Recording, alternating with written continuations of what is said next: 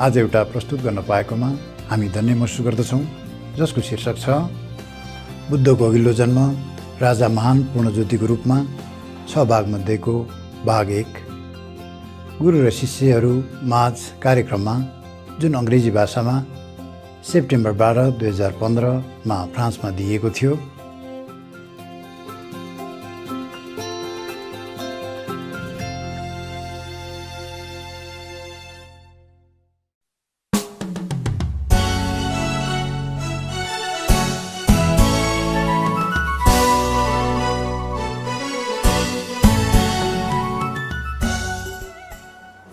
Turn around. Lay down. Good boy. Good boy. Yes. Good boy. Good boy. Hey. Huh? Yes, you good. Stay here, okay? Right. Where are you from? Ohio. Ohio. I remember you cooking, huh? Yeah. It was good? You're cooking? Really? As good as it look. Okay, and Peru, can you translate? Are you okay? Yes, thank you. Translate also. 2 días más. Yes. Total 5 días. 5. Si puede, si quiere, puede restar encore. Un poco más. Okay. Si quiere. Gracias. Sí, ok, a la casa, con marido, niños, niñas, todo. mucho trabajo. Pues obrigado. Thank you, Master. Okay. You understood, huh? It's very simple Spanish. Right? You understood, right? When I just asked if they're okay, and I said, let's stay. How long? They stay 5 days. I said, if they like, they can stay longer. If, family allowed, husband, children, and a lot of work. Huh? Okay, yeah. You stay. Yeah. And? Singapore? How many Singapore? Just one? How come? Only one Singapore. Why? No visa? No, because the rest come on the 15th. Okay, they come together. Sometimes it's a different arrangement, understand? And you? Ohio. How many Ohio? 3. Okay. Kentucky, 1. It's okay, representative, right? Different states. Many of your comrades already came before. It's okay. You take turn. I think the office in SMC, they divide it in different countries and different states, so everybody can have a chance to come. And not all at one in one country, or not all at one from one state. That's why. Otherwise, people complain. Oh yeah, it's not easy. To be loved is not easy. To be hated is bad, but to be loved is not easy. Oh yeah, it's easy with us. I know. It's different. We're uncomplicated, yeah? Humans are different, okay? We're born intelligent, with a lot of complicated nervous system and intelligence. Therefore, we're also complicated in different way. Yeah, it has good and bad. So other people, introduce yourself. Where are you from? Malaysia. Malaysia? How many? 3? 4? 4 boys. Okay. How is Malaysian doing? Very good. Malaysian initiation, okay? Yes. Your country is peaceful, huh? Yes, it is. And improving all the time. I'm glad for you. I'm glad for you. Yeah, what is? You go and collect all this stuff, huh? Yeah, it's not good for you. Don't you eat your phone here? Yes. You don't care? Okay. I love you. I love them. I love you too. And? Georgia, USA. Georgia, USA. How many? 5 people. 5? Yeah. Oh. You have new center, huh? Yes. Congratulations. Thank Thank you. I also give you a gift for new home, huh? And continue. So how is Georgia Center doing? You're building things up or just keep it as is? Finished already. Huh? Finished. Finished? Yeah. Okay. We company for center. Everything passed the inspection. Everything what, love? Everything passed inspection. Yeah. Past inspection. Yes. Oh, it's all legal. Yeah. Oh. Wonderful. Oh, the government came, Yep. the inspectors came and say your center okay. Yep. So you officially recognized and you can meditate now. Yes. Wow, they know it's a meditation center. Yeah, they know. Wow, tell me how many rooms or how many bathroom? How does it pass inspection? We have the center for the meditation 1,200 feet, look now enough for 100 people. And we have the 2 bedroom for men. Oh, that's good enough for a Yes. small center. Yeah. Yeah, very good. And they have the 2 small rooms storage for the book. And everything look very nice. Okay. Did they ask how many people will come? There's 30 people. Okay, congratulations, huh? Okay. It's good to have your own meditation center. Yes, because then you can always protect this peaceful and meditative atmosphere, calm.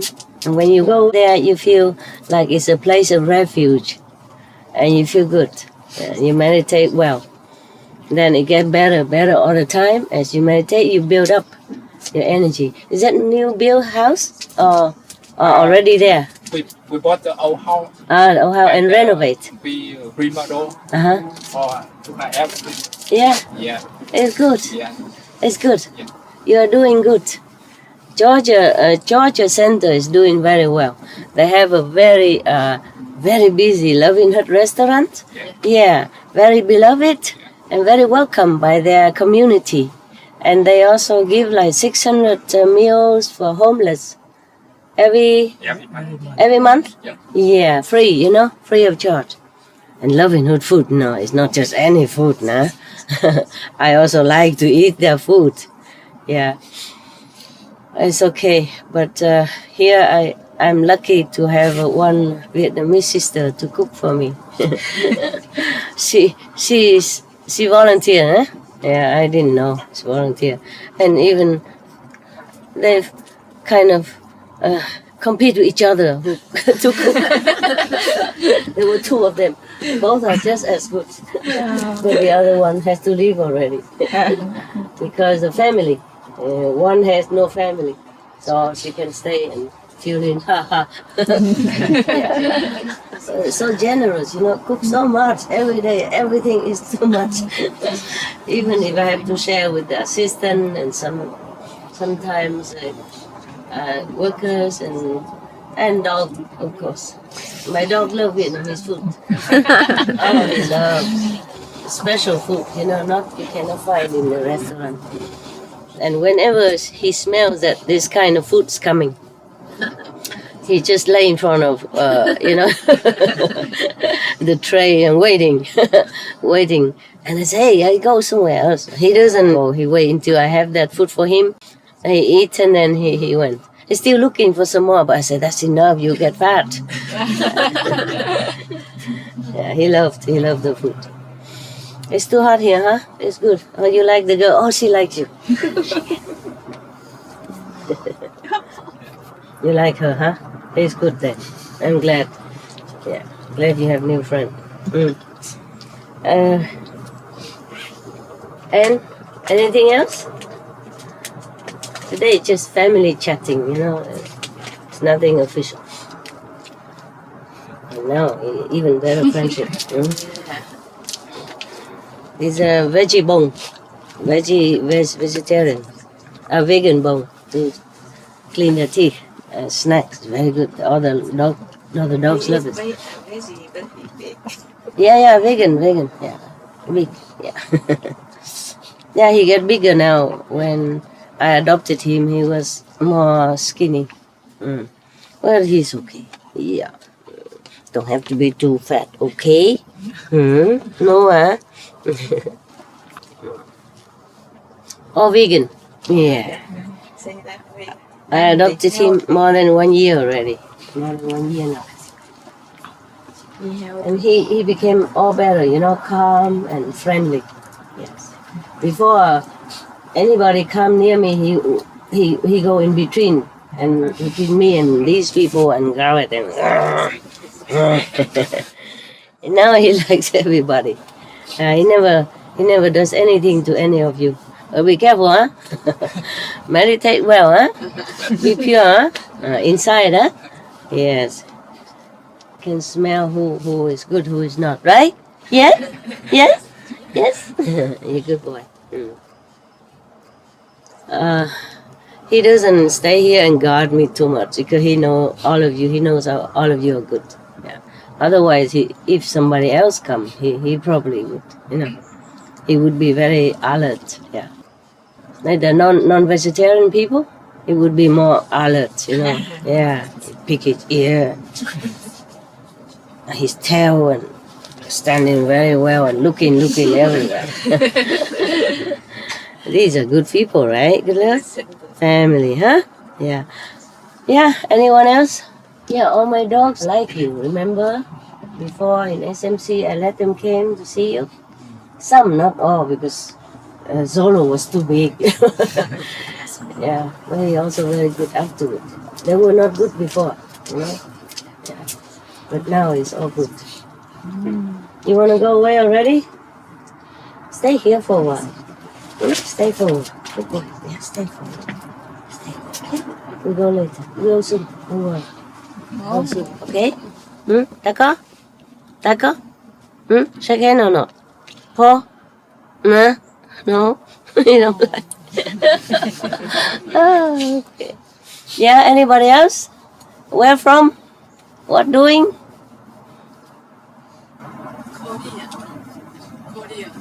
Korea. Oh, somebody translated for you? Yeah, every little group. That's good also. We organize, huh? We're good. Okay. Everything good in Korea? Yeah. Your people want to invite me to Korea for retreat. I just look at the video. I love you, Thai.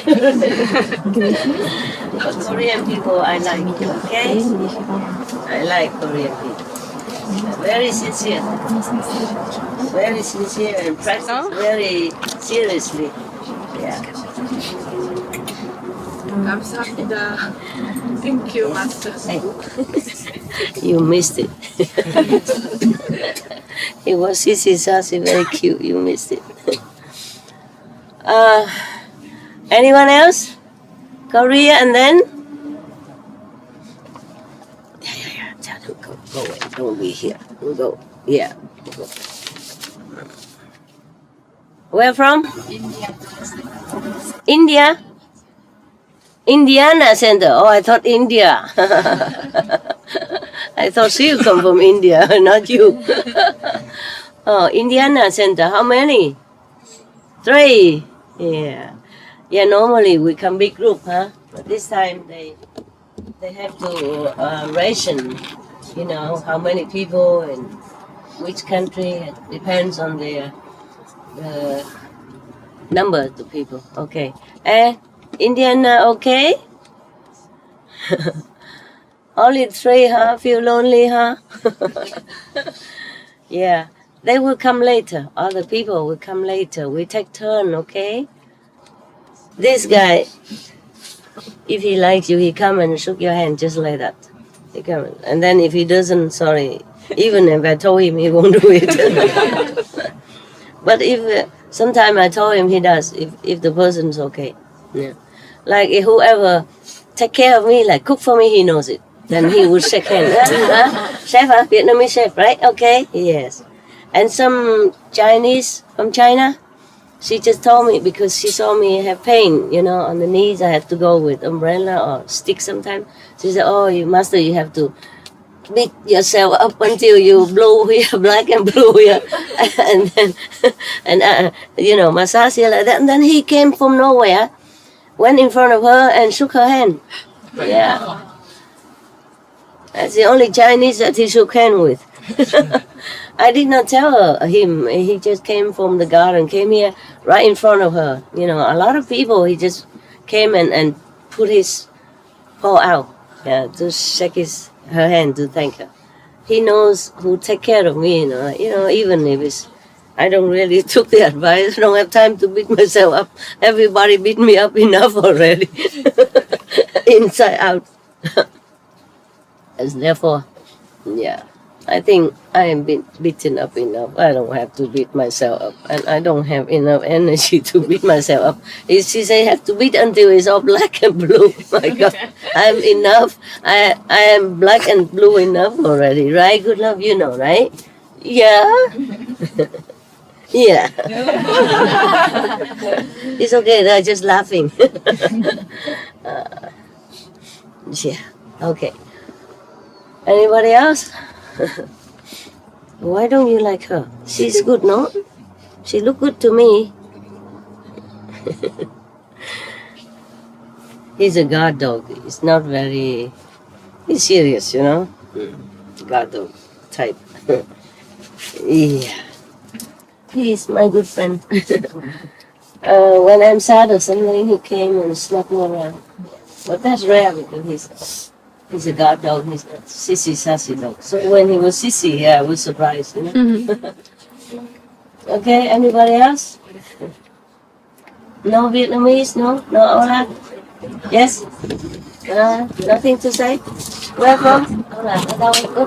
Con ở Vịnh Hạ Long xin rồi. Hà Nội, Hạ Long, Hạ Long, Hải Phòng. Hải Phòng. Dạ. Hải Phòng bao nhiêu? Hải Phòng. Hai người, ba người. Hà Nội bao nhiêu? Hà Nội nhiều hơn hả? Sài Gòn có không? Không ạ. Người Nam không có? Không ạ. Rồi mấy đồng chí bên đó qua hết. Sao Hà Nội bây giờ vui lắm mà, nghe nó vui lắm hả? Cởi mở hả? Rất là tốt hả? Chính phủ tốt hả? Yeah. Như vậy mới được chứ hả? Yeah. Càng ngày càng phát triển mà ha. It's very nice. Hồi đó chị Hai muốn đi qua Hà Nội, không biết làm sao đi. Hồi còn chiến tranh nữa mà. Thấy nhiều khi quay chụp hình Hà Nội rồi nói Hà Nội 36 phố phường ngàn năm văn vật thì thích đi qua lắm. Mà bây giờ đi qua được thì không đi được. Hồi đó không đi được thì muốn đi. Bây giờ có thể đi được nhưng mà cũng không đi được. Nó có nhiều cái ranh giới ha. Có nhiều ranh giới. No, I said I always wanted to visit Hanoi. You know, Hanoi is the old ancient cultural city of Vietnam. It was during the war, you know, and I studied the history, you know, and dịch cho mấy người Việt Nam nghe không? Có không? Có dịch hả? Nghe rõ đằng sau hả? Okay. And I was study all the history about Hanoi, beautiful and all that, and the central culture of Vietnam. That was the most ancient city of Vietnam. Yes, and the south were after, after a long time, many generations. But Hanoi was the main city, main capital. Everything started from there, and it's most traditionally kept. Yeah, it's beautiful. And the accent, you know, is beautiful. They speak like they say it's a pure Vietnamese. Yeah. And then I always wanted to visit Hanoi, but of course it's not possible because the war. Yeah. And then I say now no more war is possible, but I cannot go either. I don't feel like I can go yet, you know. Maybe later.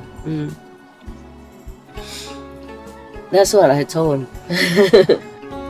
आज एउटा प्रस्तुत गर्न पाएकोमा हामी धन्य महसुस गर्दछौँ, जसको शीर्षक छ बुद्धको अघिल्लो जन्म राजा महान पूर्ण ज्योतिको रूपमा 6 भागमध्येको भाग 2 गुरु र शिष्यहरू माझ कार्यक्रममा, जुन अङ्ग्रेजी भाषामा सेप्टेम्बर 12, 2015 मा फ्रान्समा दिएको थियो।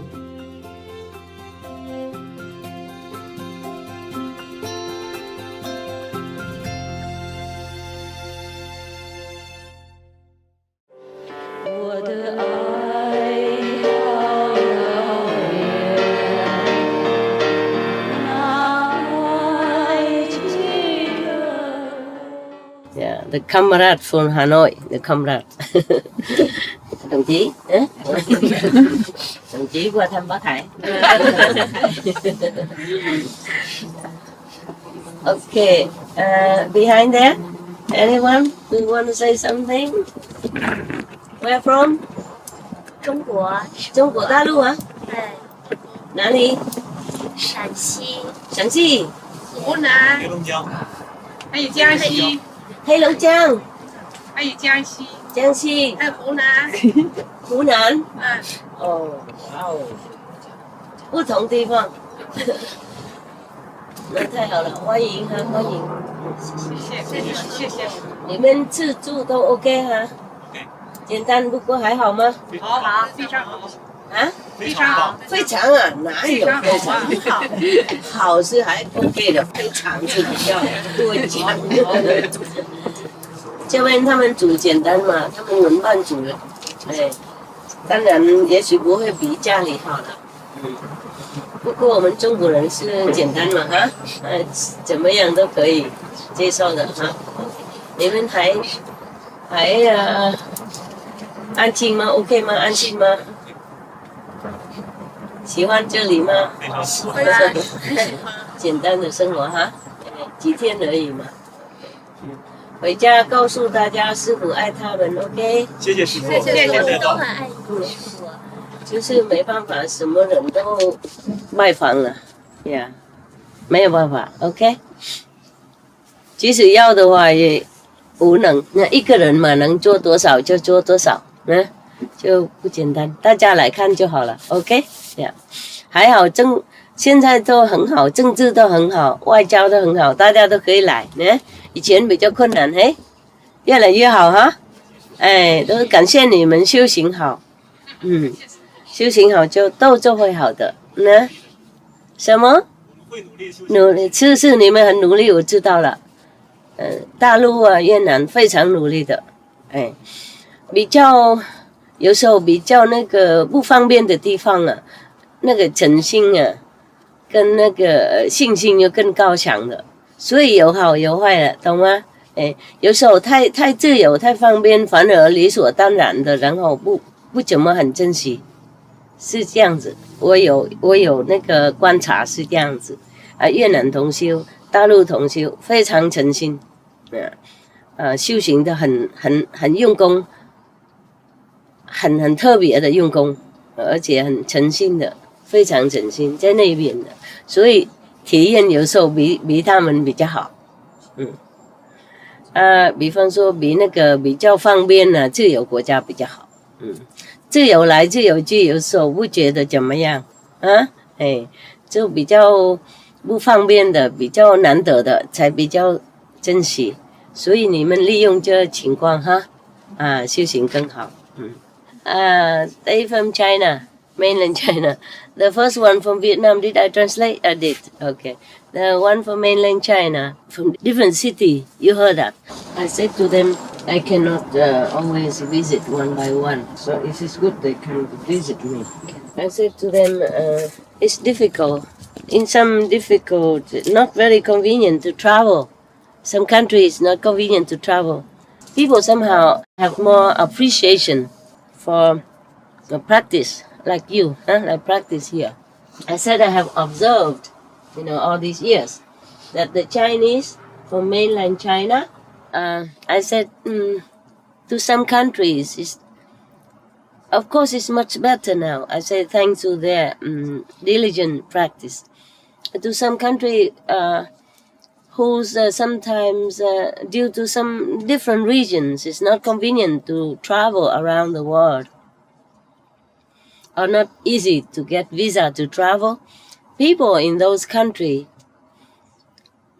or just recently have more convenience and more way to travel, and they appreciate it more when they can come, for example, to see me.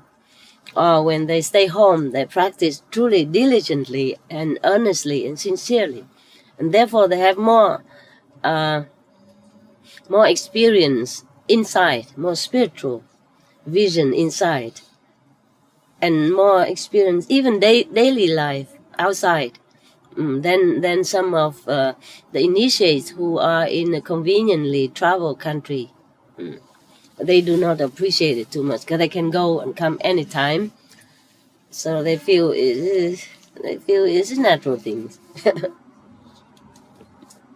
When I was in the ashram in India, there are also many, like some master, they have also different disciples. The Westerner disciples, they don't, according to my observation, they didn't have as good experience as you have. I mean, in my group, generally speaking, the convenient traveling or not convenient traveling. You understand? I just don't know why, but it's like that. For example, the Westerner in our group have more experience than the Westerner in other group. Even the same method. In India even. I mean, mostly people think Indian masters are more, original. And I'm up-original. So sometimes they believe they go there more, But I have observed that the Westerners who are not rooted much in the tradition of meditation practice in other group, and same in our group, but the Westerner here has more experience, inside experience and outside experience, a spiritual experience as well as daily blessing experience, yes. And compared to the Westerner in my group, the one in some reason normally are not easy to travel, just recently being more easy to travel, they have more experience than the people, or the Westerner, or the people who stay in easy travel country. So just they are different category, huh? Yeah, so I said to them they should make use of this. Any situation, sometime in adverse situation, make use of that. Yeah, then you can progress quicker and better. What matter is inside. Yeah, matters inside. So therefore, we should not always complain that, okay, our country is not free to travel around, or our country is too poor. Anything is good for you.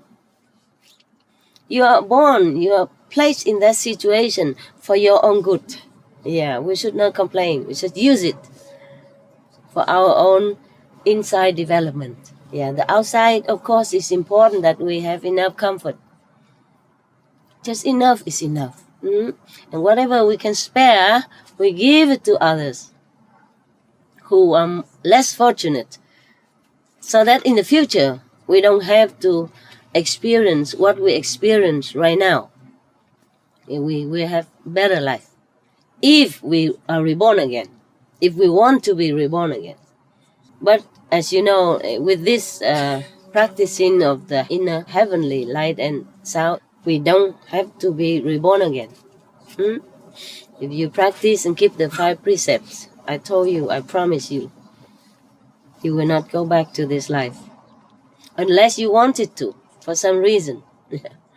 No one. Very wise. Very wise.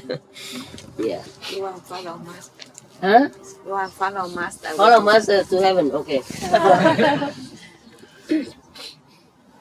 Some people, sometimes they when you went up there and maybe you think it's so suffering here, you want to come back to help some people. But then let me shake your hand. Why? Why? No? No one? Why? No, just in case like that. Why you don't want? I think it's good not to be here anymore. Too risky, right? It's too risky. You're right. Because what if I come and there's no master around? It's too risky. You're right. Absolutely right. Absolutely right. The Buddha, there was one story that is too terrible. I did not want to read it to you. Many stories I read to you are very, very, very terrifying and sad already. But there's one story I avoided. in the book that I had, the many story I had, I avoided to read to you up to now. But since you say you don't want to come back here to help someone else, just in case you wanted to, then you can, because you don't have to, but you have the choice. Because you're free, you're a free soul. You can come back or stay there, in heaven. And then the master will keep lifting you up until you're completely free and never ever have any karma at all. But in case, what I mean is, in case you want to come down, because some people like to come and help somebody, who knows, then you can. Do it at your own risk. Because, why are you crying, love? I don't want to get trapped again. You don't want trouble, and you're right. I want to help the people, but Very wise. can we get trapped? Yeah, you will. Then I don't want to. You can. You get can. trapped. Okay, good. Then I tell you the story of the Buddha, okay? But I will make it less, I don't know, I will try to make it less terrible, but I'm not sure if I can. I don't need the book, I know the story. Because it was too beyond my imagination, beyond anything that I could bear. So it's impressed in my memory that I won't forget. So I don't need the book to read it to you. But it was also the story from Anand. Say, thus I have heard, etc., etc., etc. We should really thank the past masters, monks and nuns and scholars who have taken time to record what the Buddha is teaching after the master's nirvana. And also for the past and present persons, lay or monks or nuns who have really dedicated themselves, sacrificed their time and precious health or under any difficult situation to translate this so that I can read it to you. We have to thank them. And may they be blessed forever by all the Buddhas, past, present, and future. May their merit be immense. May they be liberated forever. Thank you.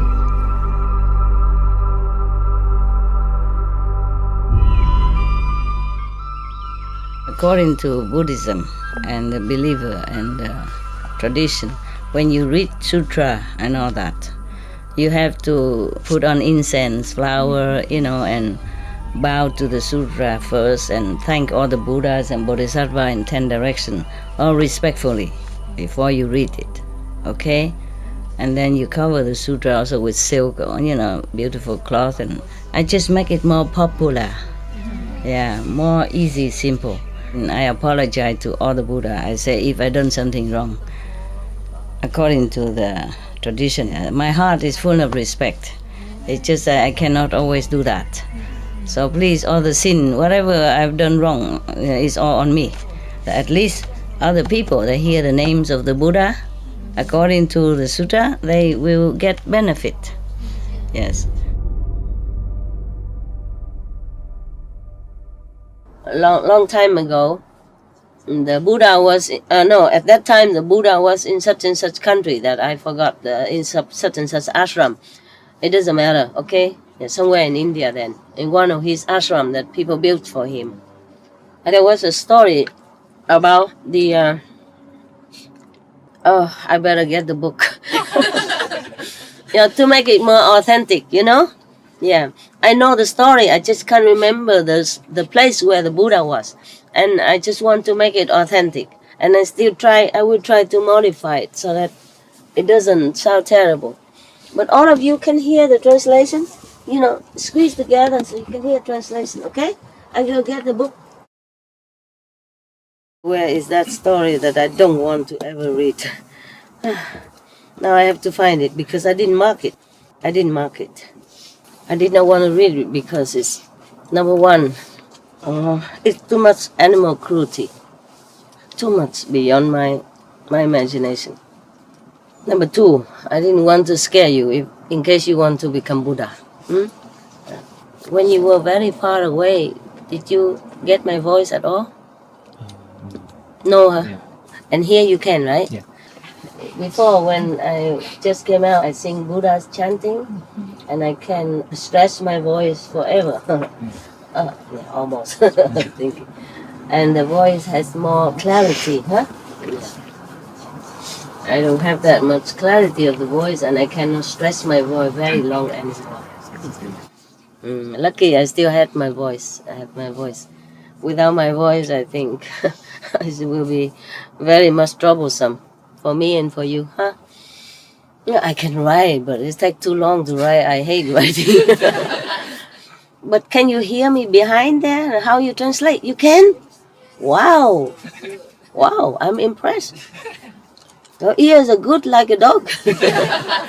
A dog's ear very sensitive, yeah? Mostly human ear cannot. Yeah. Can you say something behind there, the Chinese translator? Say something? Huh? Say anything. Hello, master, whatever. I cannot hear anything. So, your ears are good. One time, the Buddha had been a Buddha for aeons, since time you cannot even imagine. Since times immemorial, the Buddha has already become a Buddha. But he returned as a normal person, normal human, in order to save some beings, some human beings or other beings that he has affinity before and not been able to save yet. In the time that he was a Buddha, he could not save these people because the time has not come. Yeah, their affinity was not ripe yet. Okay, so he returned again as a Buddha, like Sakyamuni in the Shakya clan, became prince, etc., etc. He became Buddha again, huh? After 49 days sitting on the Bodhi tree, 6-year practice, etc. But before that, many lifetimes before that, he has been reincarnated again and again and again. I just make a summary. As humans, as king, prince, even heavenly God, and even animals, yeah, etc., etc. Awajie da hoei bonu mina do xlemi no prometon do po eyirodo. Buddha si gbe ho de yin we ziza hosu da horopo. Apahwe atongo do mandome aizenji do mesipo deviton le potenti do glensi gbeme do zoosun azan wewe go lehwe fo elan afoton do yovo tome.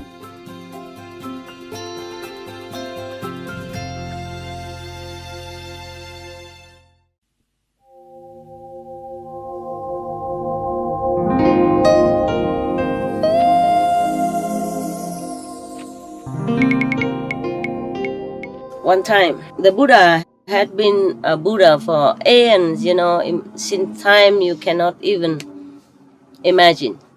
Since times immemorial, the Buddha has already become a Buddha.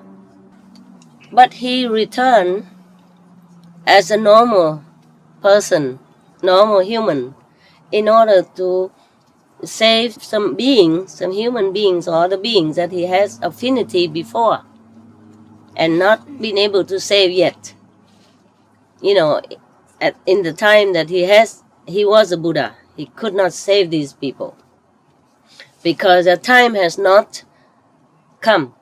Yeah, their affinity was not ripe yet. Okay, so he returned again as a Buddha, like Sakyamuni in the Shakya clan, became prince, etc., etc. He became Buddha again, huh? After 49 days sitting on the Bodhi tree, 6-year practice, etc. But before that, many lifetimes before that, he has been reincarnated again and again and again. I just make a summary.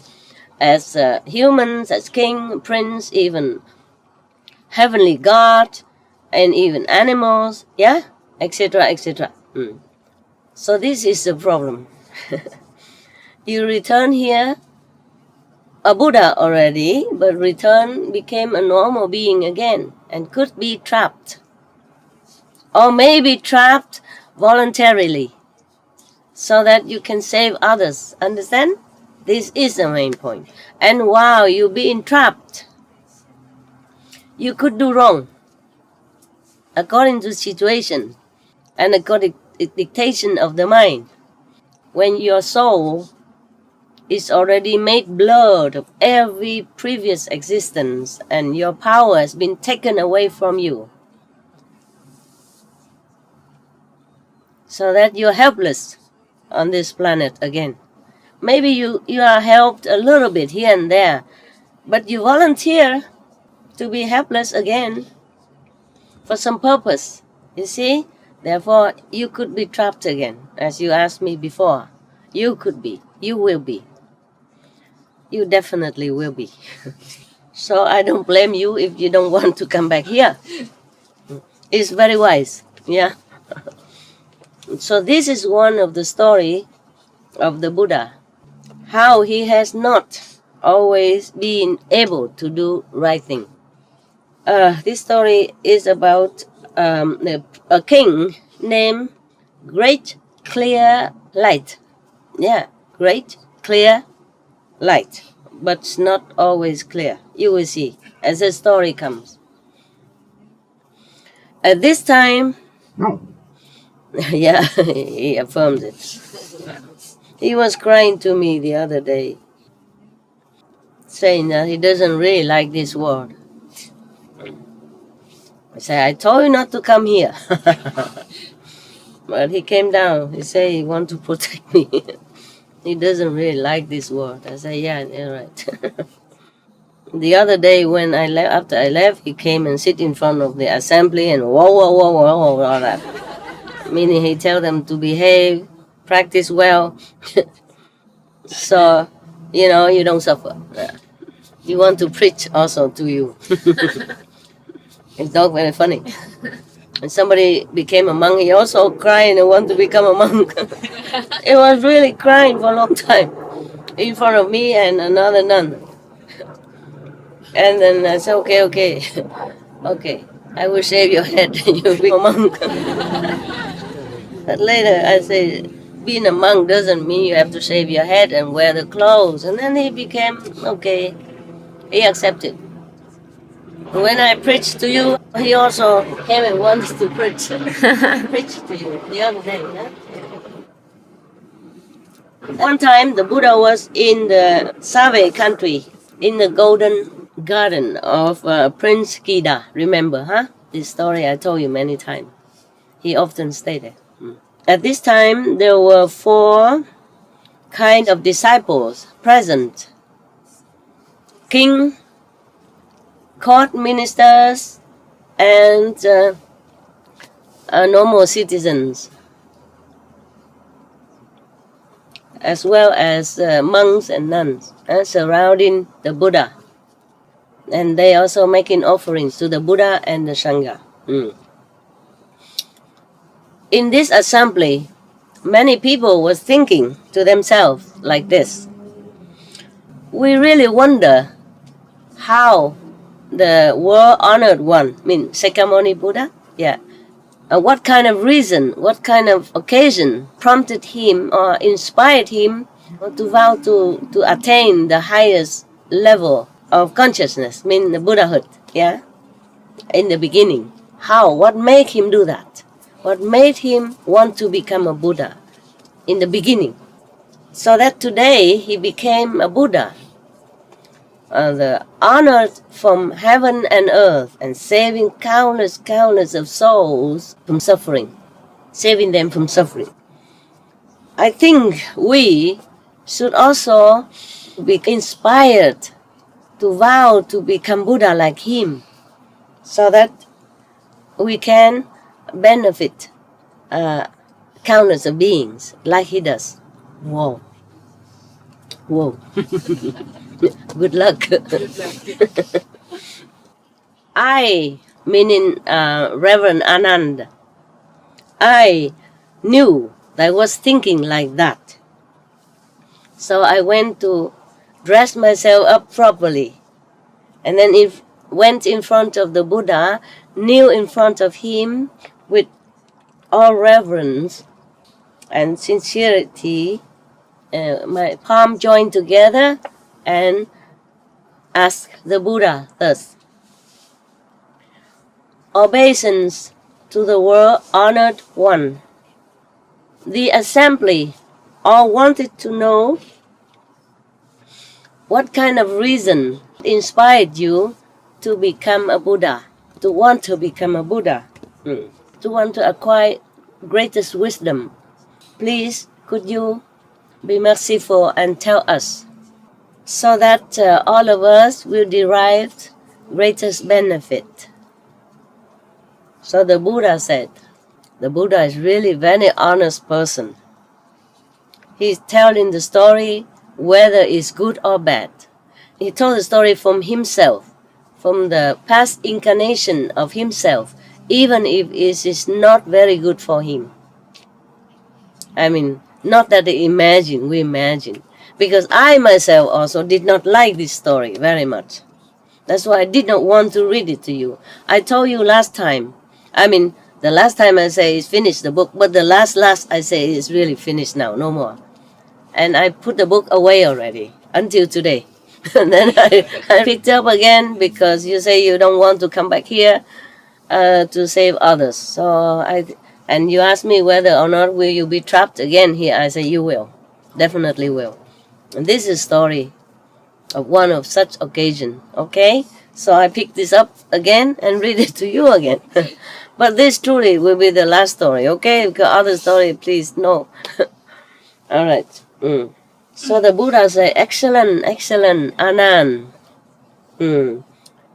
Your questions will bring a lot of benefit and help many people. You should listen very carefully now and reflect on it. Reflect truly on the story that I'm going to tell you. I will tell you. If Anand didn't ask, he wouldn't have told, huh? Maybe. But Anand always asks questions. That's a very good boy, huh? If he didn't ask all this question, we wouldn't have had all this story, including this one.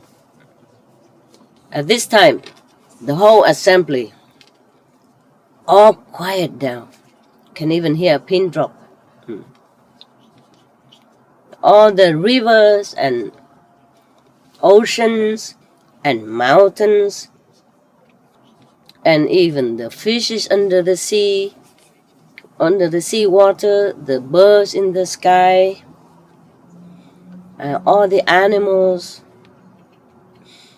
all the assembly from heaven and from heaven beings that come down to the assembly, the dragons, the devas, the demons, the ghosts, the local devas, the guardian ghosts around in the whole planet, whole universe. It's all quiet down and listen.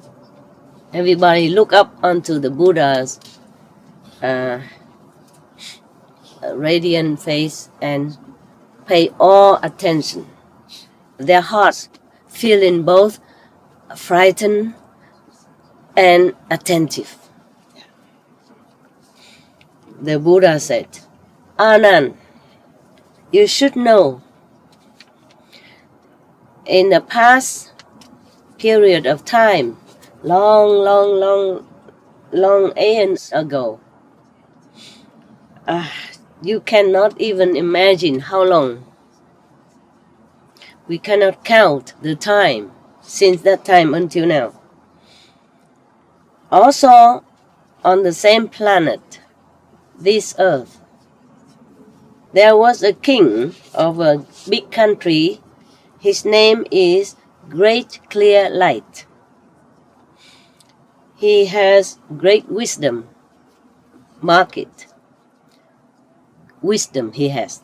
Not that he doesn't have, okay? He has wisdom, intelligence, and great merit. He's not a normal person, okay? Not ignorant even, okay? Yes. He is very benevolent as well. And he has a very majestic appearance. Yeah, his body healthy, strong, beautiful. Yeah. So you see, he's not just a normal person like you and I, huh? Not ignorant even, have wisdom, has intelligence, has lot great merit store, and majestic looking, and benevolence. Yeah, all that. And wait and see. If he's born as an ignorant person, are you scared, huh? Yeah, me too. Yes. Now I read it back. I know the story, but now in detail, you understand? Such a noble, benevolent king. Have great merit, store even. It's not like he has nothing or he's a very violent king or dictator, nothing. No. Good one, very good one. He has a good friend. It's a neighboring king. They are both very, very, buddy-like, yeah? They're helping each other in any way possible. From material things to emotional, mental, anything, they help each other, they lean in on each other because a good friendship, best friend. And whatever they get, the best things on earth, they would share or give each other as present. Yeah. One time, the king of the neighboring country, his friend, the king from neighboring country, went hunting. Imagine, still going hunting. Not him, but the neighboring king, his friend, went hunting, and captured two baby elephant. Their body is so pure white, like crystal, shining, beautiful. And so the king of the neighboring country thought, wow, this is wonderful. I'm going to gift my friend, the king Great Light, one. And one I keep for me. Yeah. So he took the two baby elephant back home and decorate him with all the jewel or beautiful embroidered cloth and velvet and silk. Decorate the elephant. They still do in India and Thailand nowadays in a festive occasion. They do that, make the elephant more beautiful. As if they care. As if they even care for all this jewelry. They only care for banana, good grass, clean water, and some fruit, watermelon, whatever, etc. Yeah. Okay, but so he decorate the beautiful elephant more beautiful, and then dispatch his subordinate to bring the small elephant to the king Great Light as a gift. Oh, the king of Great Light, we just say Great Light, quickie, saw the beautiful elephant, also very rare elephant, because it's the whole body is white and clear like crystal. I saw, oh wow, okay. He thought it's a precious thing. Okay, so he asked one of his person who knows about elephant, who can train the elephant to take care of this elephant. His elephant name is Tangsa. He said, okay, you have to take good care of him. Okay? And give him all the best food you can that he likes. And you have to train him thoroughly. Yeah. The elephant caretaker took the elephant and, of course, did as the king ordered him to do, and trained him after a while. And then he became already very, very obedient. Well trained. Housebroken. Okay, after a while of training, the elephant has become very, very obedient and good. Yeah. The elephant caretaker came and talked to the king. Your Majesty, I obey your command and train the elephant. Now he is very good. Whatever I told him, he do it. He's very, very, very obedient, very good now, very wonderful now. Yeah. So please let me take the elephant out into the open, in the open, and then we can show it to everybody. Yeah, how he can do some tricks. Yeah, how I can control him. So the king was very glad and said, okay, just delay for a few days until I post notice. I tell people post notice everywhere so people can have time to come. Okay, so after the citizen saw the notice of the king about the elephant show, everybody came from the big city to a small rural area. Everybody came, group by group. A lot of people came. Yeah. And then the king, riding his horse majestically, went out with all the court officials and guardians, and looked very, very awesome. This elephant is a male elephant, of course. He was now in his time, tip of his energy, power, and his hormone also raging inside, like some of the males when they come of age. Oh, wow. Very strong, powerful. Eat a lot of good food and vitamin, and even more strong and more powerful. And his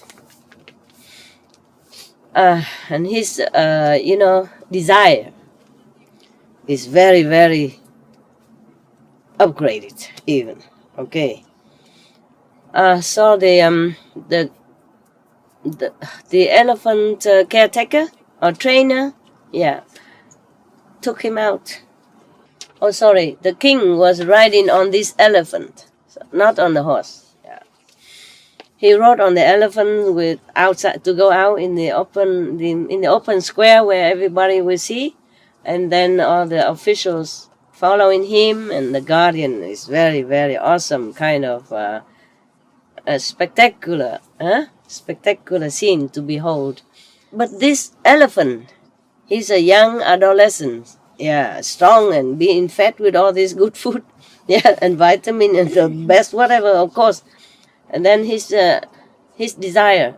When he came almost to the square, the open public square, he saw some of the female elephants drinking and eating next to the royal pond. Oh, he looked at them and he became so sexually aroused that he came chasing after them. Keep chasing and blinded of everything, see nothing else but the female elephant. And hear nothing but hearing the female elephants calling and running. So he keep chasing all the way into the forest. And he still continued.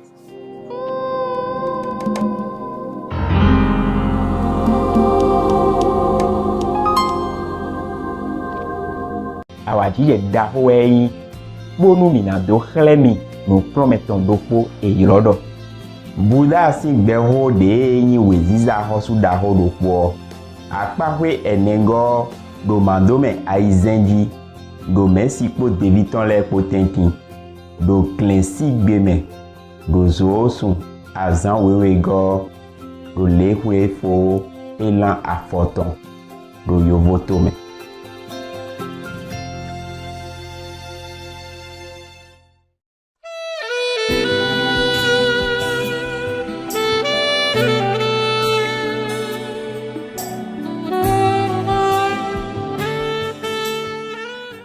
Okay, after a while of training, the elephant has become very, very obedient and good. Yeah, the elephant caretaker came and talked to the king. Your Majesty, I obey your command and train the elephant.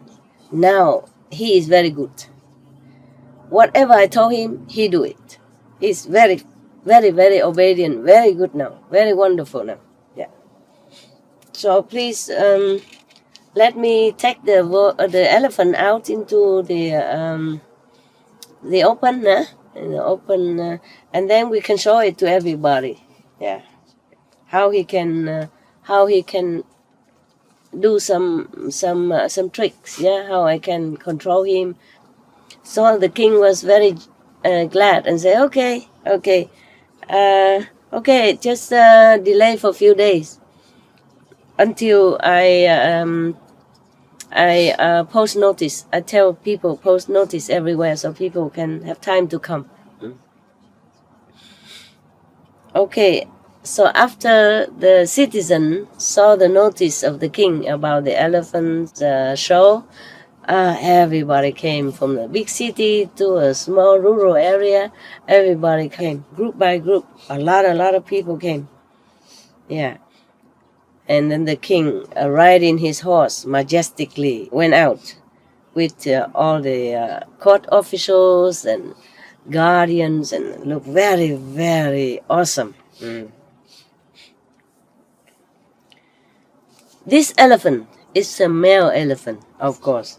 He was now in his time, tip of his energy, power, and his hormone also raging inside, like some of the males when they come of age.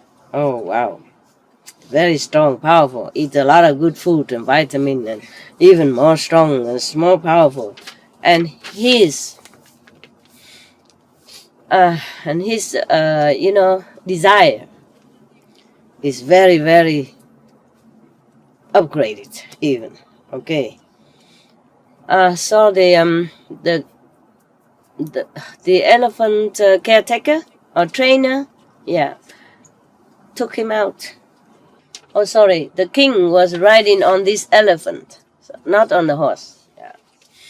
He rode on the elephant with outside to go out in the open square where everybody will see, and then all the officials following him, and the guardian is very, very awesome, kind of a spectacular scene to behold. But this elephant, he's a young adolescent. Yeah, strong and being fed with all this good food, and vitamin and the best whatever, of course. And then his desire.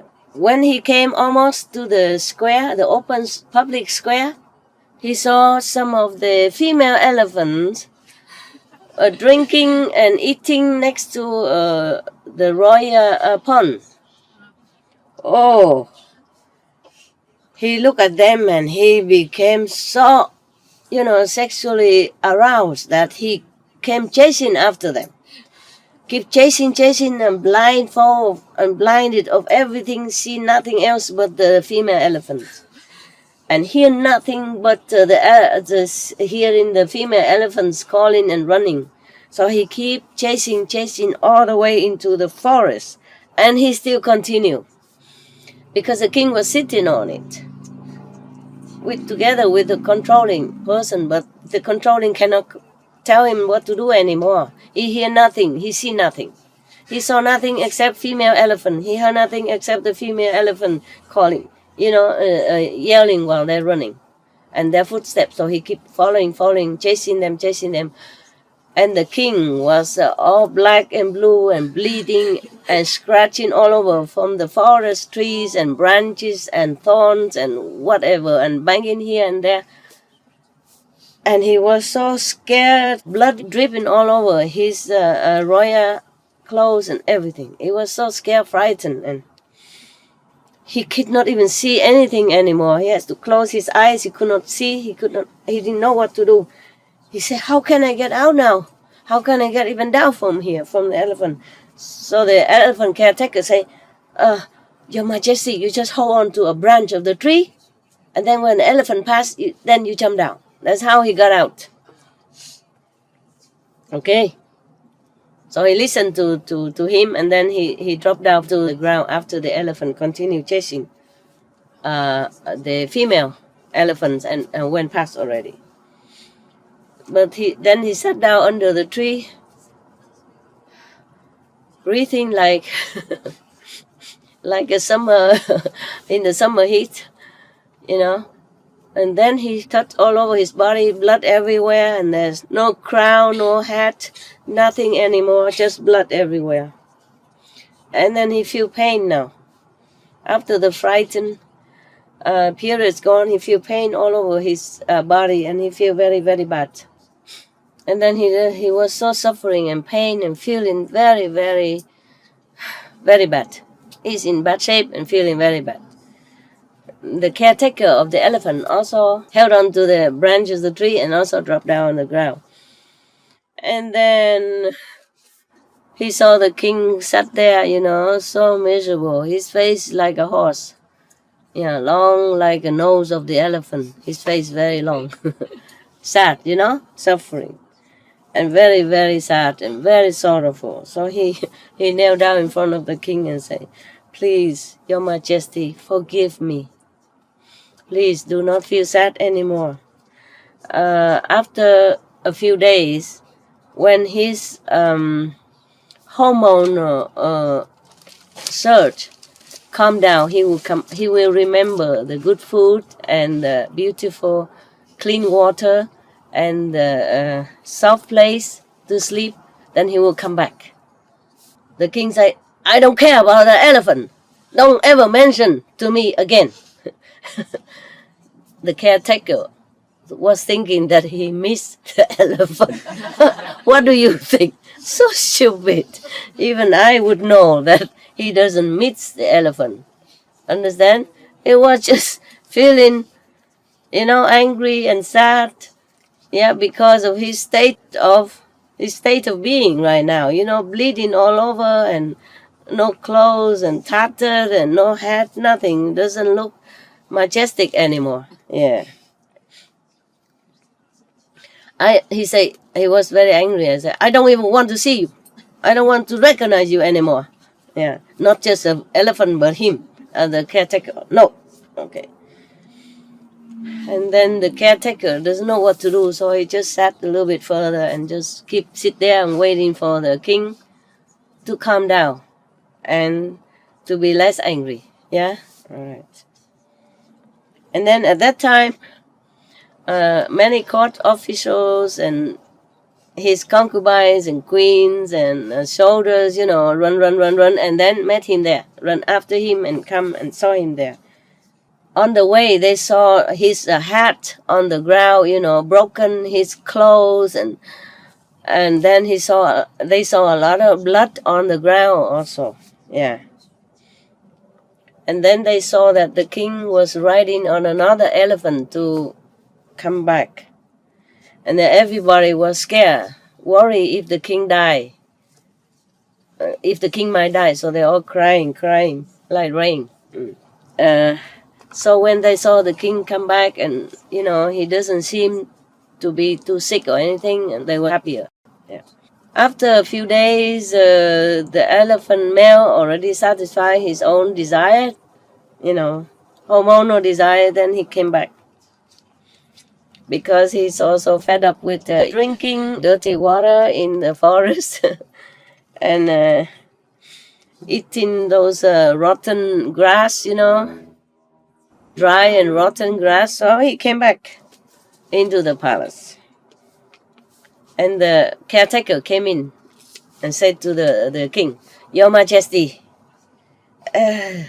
the precious elephant has come back." Precious. Yeah. Please come out and have a look at him. So the king said, "From now, I don't want to see you, and I don't want to see your elephant. Leave me alone."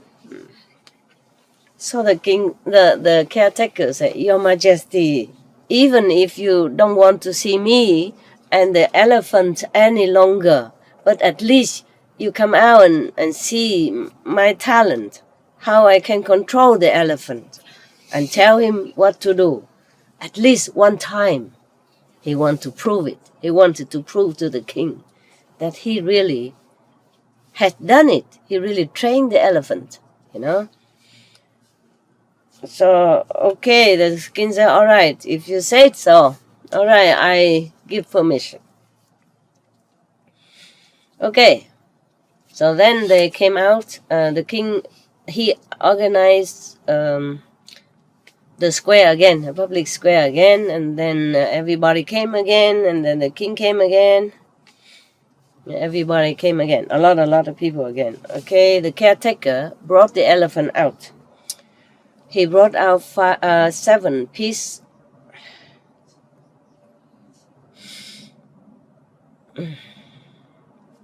This is the part that I hate.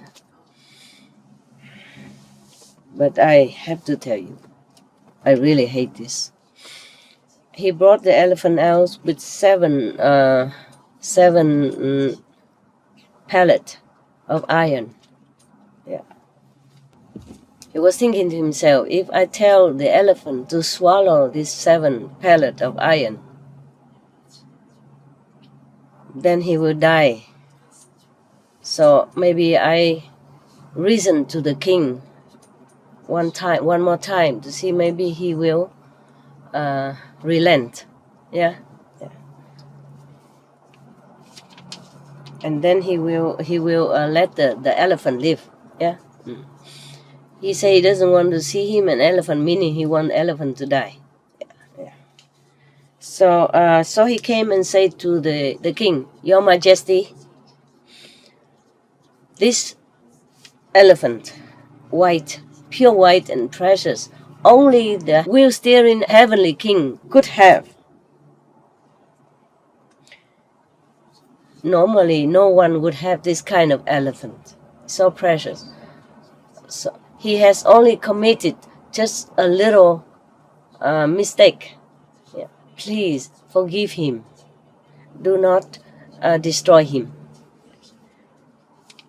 But the king said to the caretaker, if you cannot even control him, then why you invite me here? Even if you can control him, I still don't want to use him anymore. And I also don't want to use you anyway. So the caretaker still say, you don't want to use me, it's okay, Your Majesty.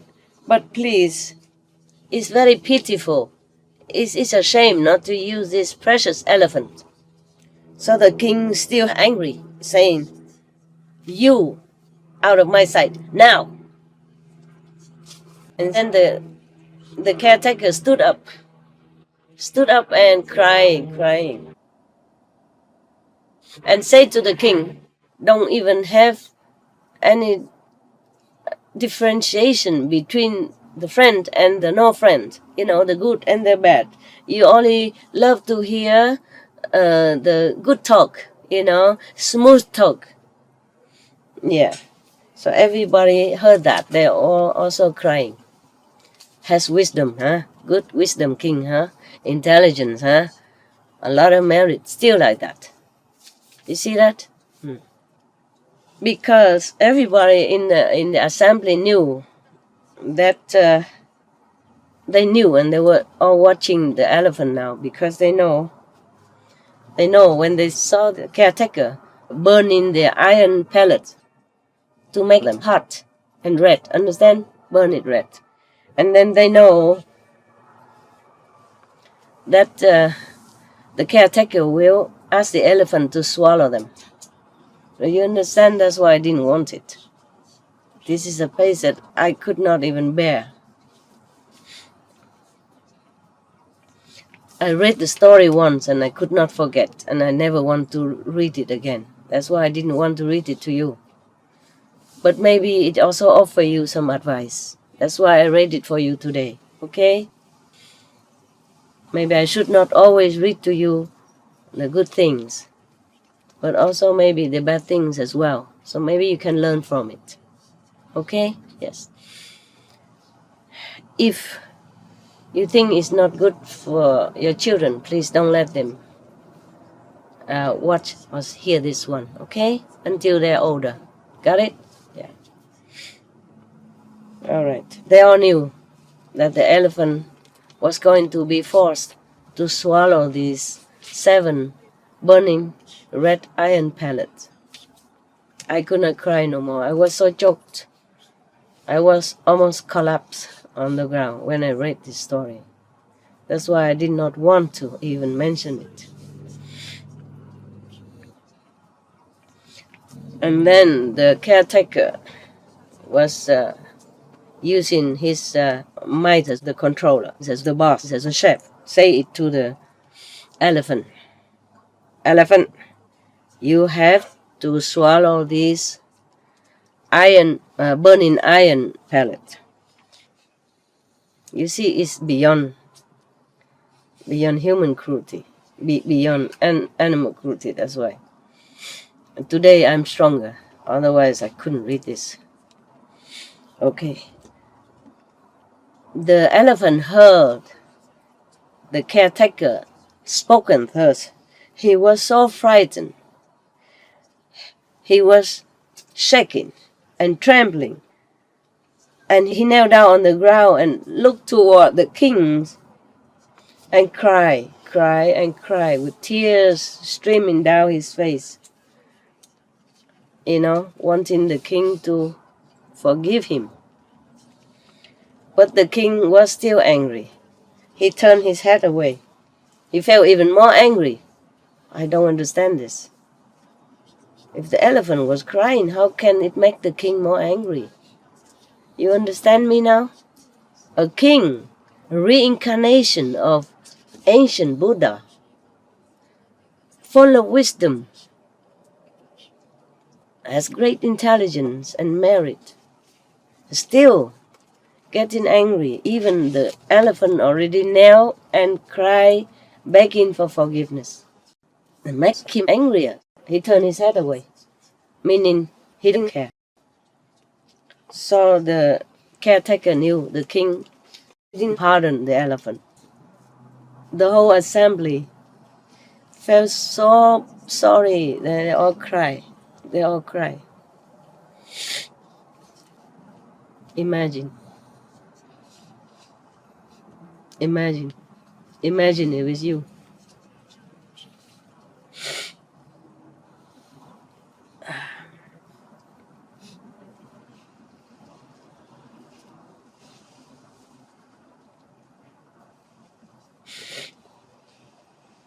Then the king also very kind of feeling awe and surprised. He summoned the caretaker of the elephant and asked him, "Caretaker, you have such a talent, ability to control the elephant thus. Why was that when we were in the forest you couldn't control him? You could not stop him from running."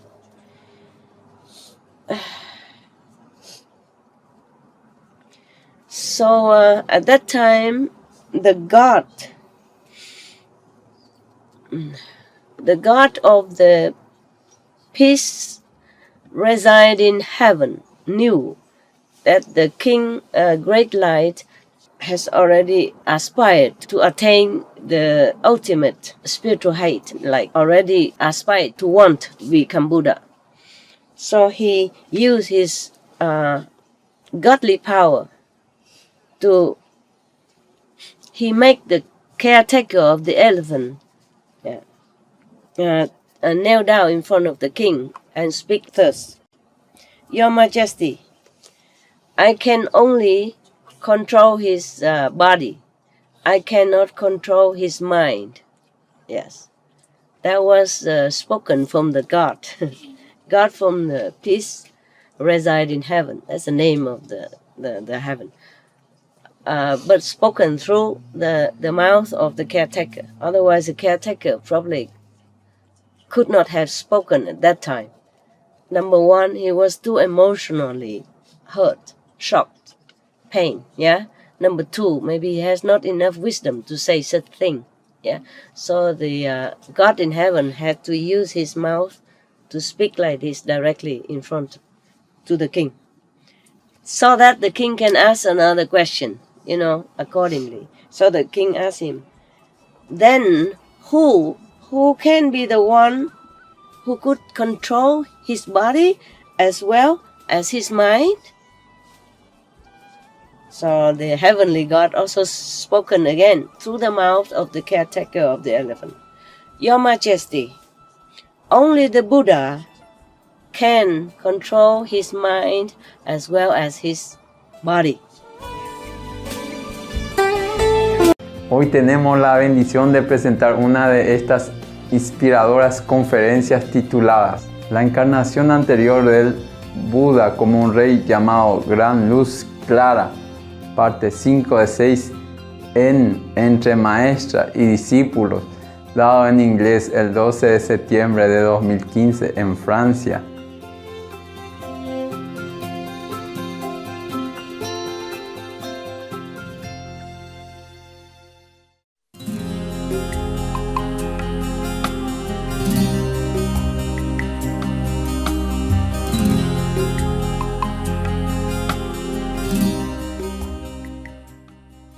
He summoned the caretaker of the elephant and asked him, "Caretaker,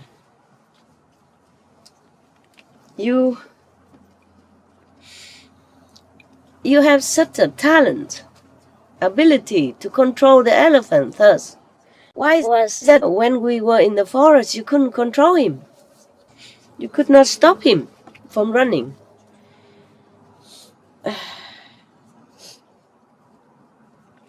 So at that time, the God of the peace reside in heaven knew that the king, great light, has already aspired to attain the ultimate spiritual height, like already aspired to want to become Buddha. So he used his godly power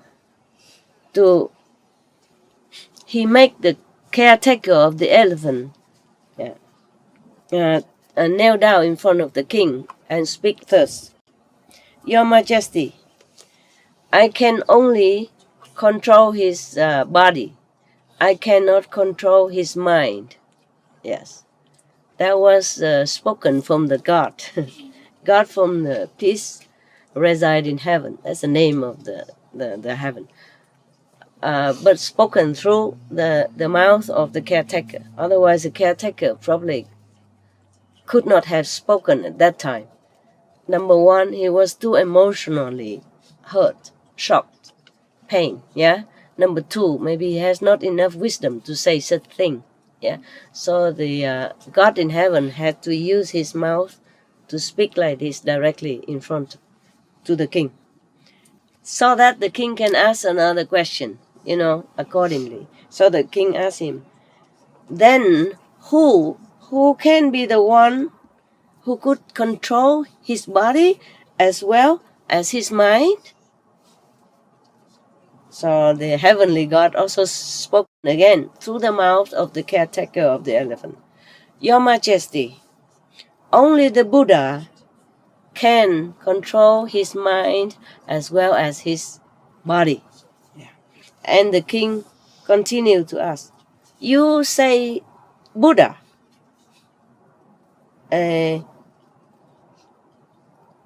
What kind of quality, what kind of seed, original quality or seed that makes up a Buddha?"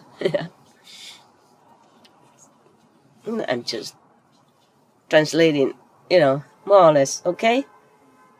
What kind of seed, original seed that make up a Buddha?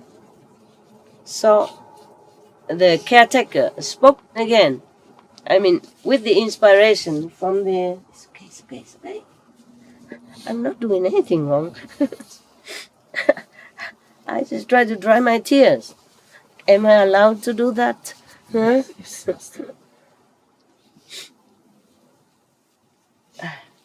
It's not the first time I cry, or did you see me only the first time I cry?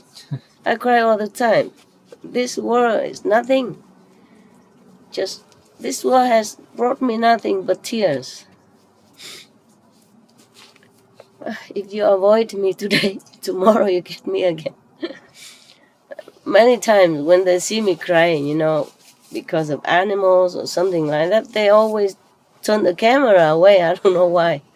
Many times like that before. So sometimes you suddenly see the blank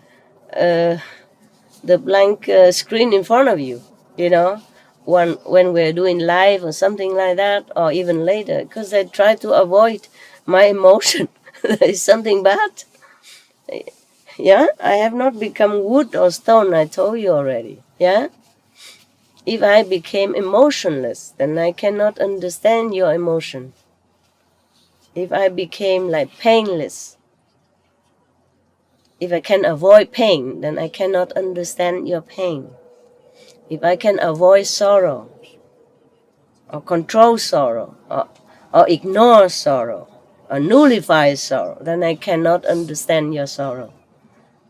Thus, I cannot help you in time of your pain, in time of your sadness, or in time of your trouble of any kind. Understand?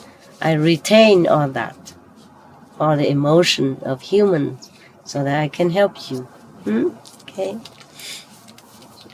Crying is nothing to be ashamed of. People cry when they're in sorrow or in happiness. It's just emotion. And then the caretaker of the, excuse me,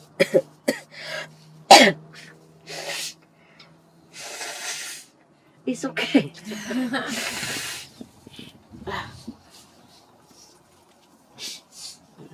Thank you anyway for your politeness.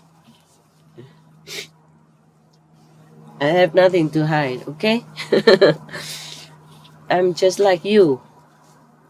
I'm just have something else. I just have something else more than just the eye, the physical eye, yeah? And that something else I also share with you.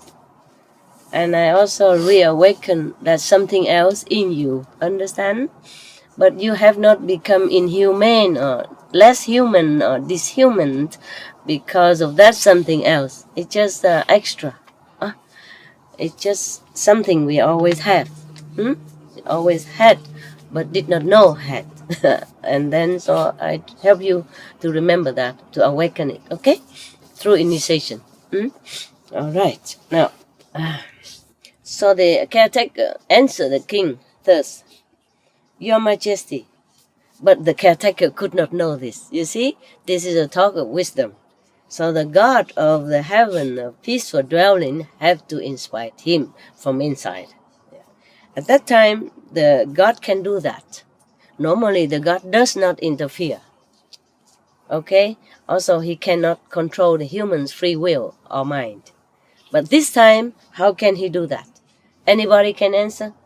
It's going to... okay, I read to you first, okay? And you think about it. Your Majesty, there were two primordial seeds, primordial qualities, seeds or qualities that gave birth to Buddhahood. Yeah. One is wisdom. Two is compassion. Yeah. Diligently doing charitable work, keep the precept purely, being very patient, very diligent in practice, meditation. These are two seeds. And then from that give birth to 6 paramita, in six great way, yeah? The first is charity. The second is keep the precepts. Keep, moral conduct, yeah? And the third is being patient, tolerant. The fourth is diligent, means always vigilant in a spiritual way, yeah. The fifth is meditation, contemplation, same, yeah. The sixth is wisdom.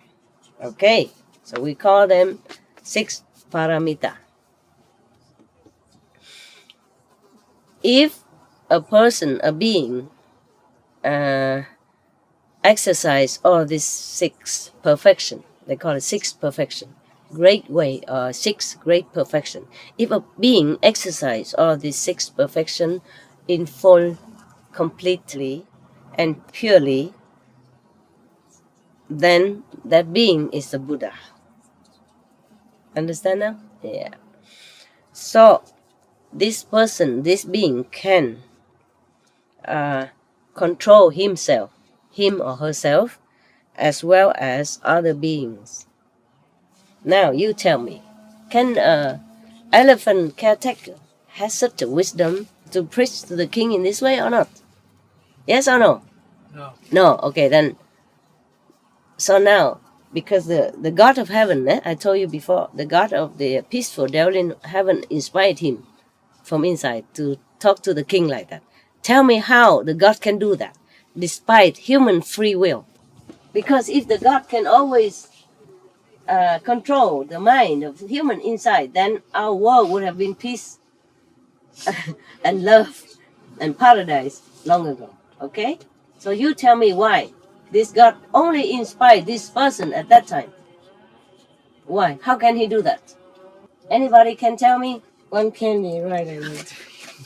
Yes, tell me. Because the sacrifice of that elephant. Because the sacrifice of that elephant? Somebody else? Maybe in that desperate situation, the guy prayed to God. The guy prayed to God? Yeah, But the elephant already died.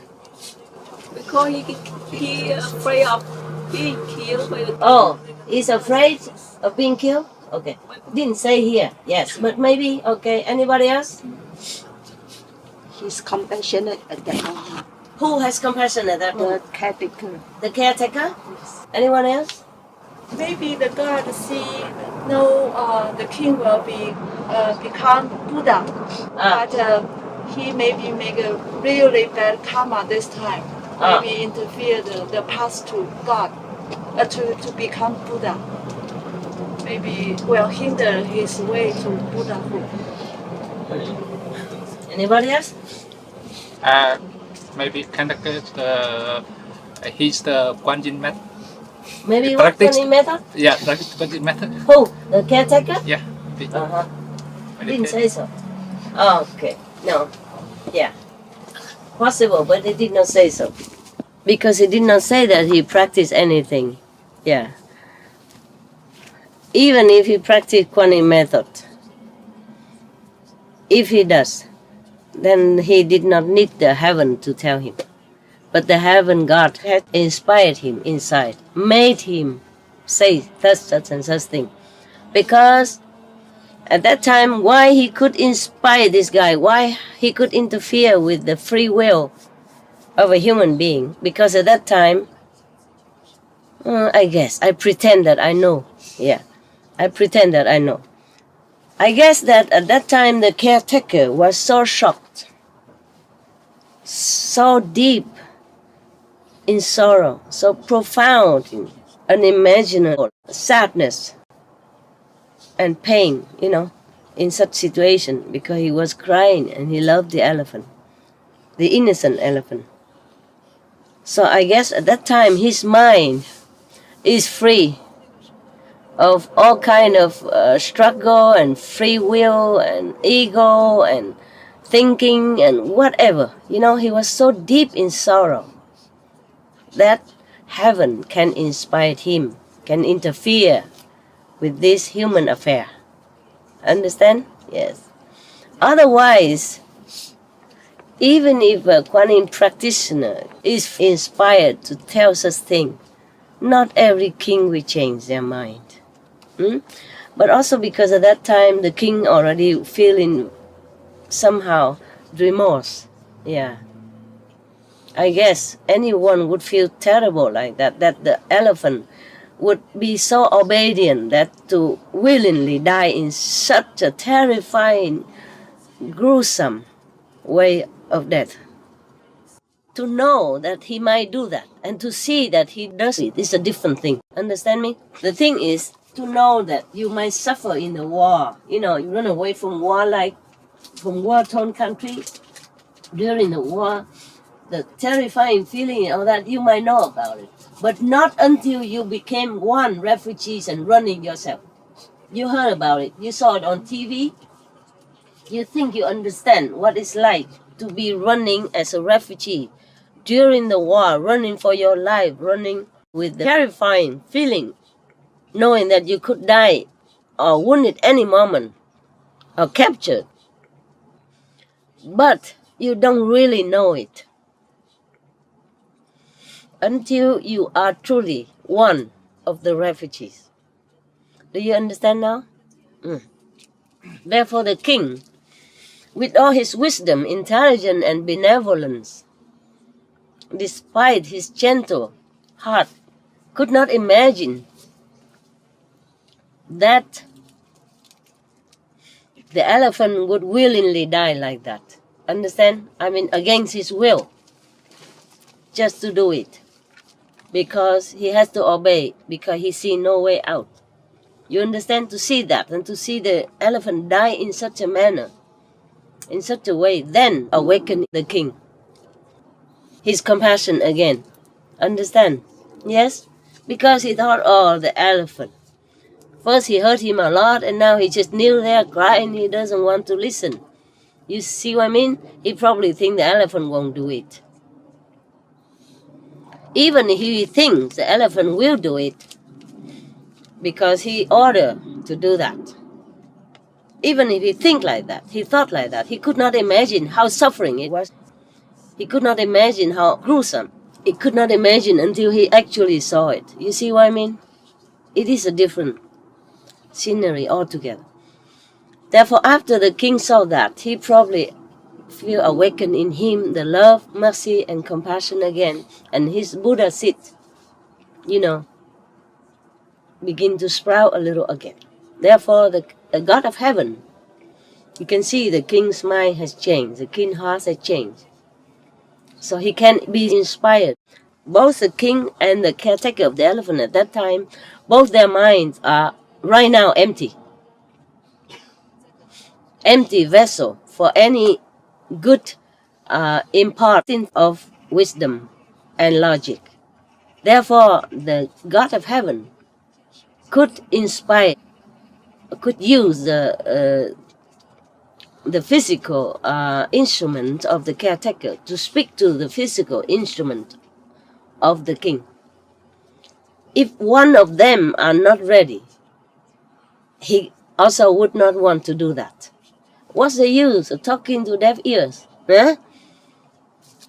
For example, if the king was not really already frightened and awakened himself, this compassion, loving kindness in him, then it's no use to tell him good things. Yeah, he will not accept.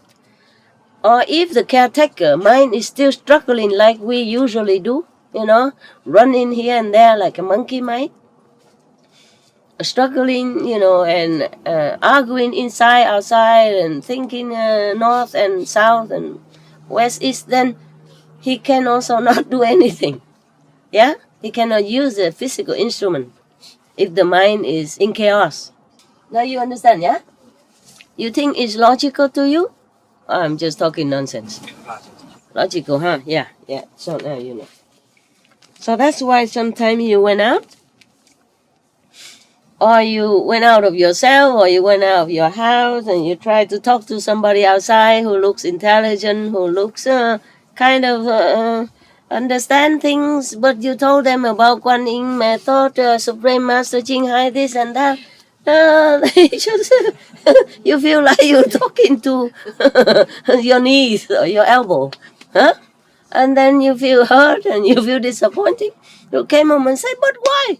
Master teaching, so obvious, so good. I just want to help him. And this guy is like an idiot. Why? Normally he's very intelligent. He has PhD, he's this and that. How can he not understand such an obvious, simple thing? Because the mind. Yeah? Number one, maybe he listens to you, but he doesn't really hear anything. Okay? Because he's too busy thinking of his mathematic problem, his computer, his boyfriend, his girlfriend. Could be boyfriend. Yeah, don't laugh at me. It's true. Yeah, and you know what I mean? he doesn't really listen. It looked like he's listening, but he's not hearing anything. I don't understand anything. Even some of your brother, sister, they hear me many times, but they don't listen. Okay? They hear here, they come out there, or they hear here, and then it go down, and then it goes out. So only when the mind is really quiet and empty of all conflicting, contradicting thoughts, then we understand perfectly. We hear perfectly. Yeah. That's why the ears, the eyes have to shut. And try to shut the inner ears, the inner eyes as well. Then you will reach heaven. So when you're quiet, very quiet, the mind is so exhausted because the body is all tired, working all day, come home, you sit well. Yeah? And sometimes you thought you can sit all day, you wish you can sit in the forest doing nothing, just sit, but you can't. You sit, but your mind run all over the planet. Yeah. Either supermarket or television, you can't see nothing. Huh? And also the God cannot interfere because of that, because of our free will and because our mind running all over. The God cannot control our mind. They are not allowed to. In this world, there is the world of control, of award and punishment, of law and order. Visibly and invisibly, the gods have to take their hands out of it. Some gods don't even care about the affair of this planet. Some gods don't even know until they want to know. Then they look down. They know. Okay? Just like sometimes you don't know anything about what's happening in the world, but if you watch television, if you want to, you open your television, you turn on, and you have a look, and you know. Yeah, you know something from Sri Lanka, from America, from anywhere on the planet. Or you watch on the internet. Yeah. If you don't, you turn off. The gods in heaven, some gods, they also turn off their vision. Presentar una de estas inspiradoras conferencias tituladas La encarnación anterior del Buda como un rey llamado Gran Luz Clara, parte 6 de 6, entre maestra y discípulos, dado en inglés el 12 de septiembre de 2015 en Francia.